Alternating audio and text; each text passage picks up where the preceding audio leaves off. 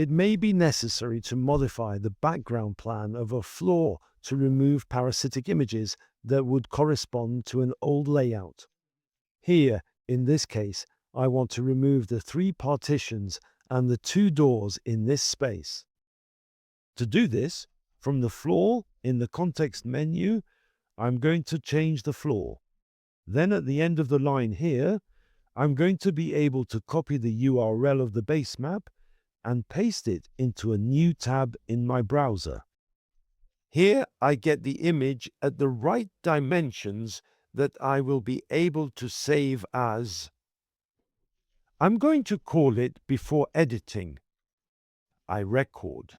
I can now open up this image with Paint3D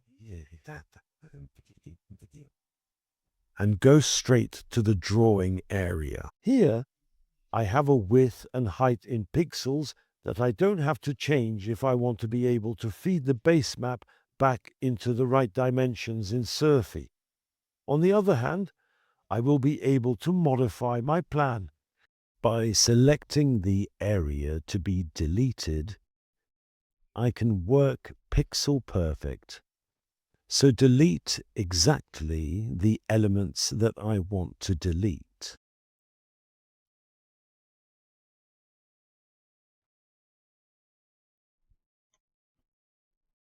My plan is modified.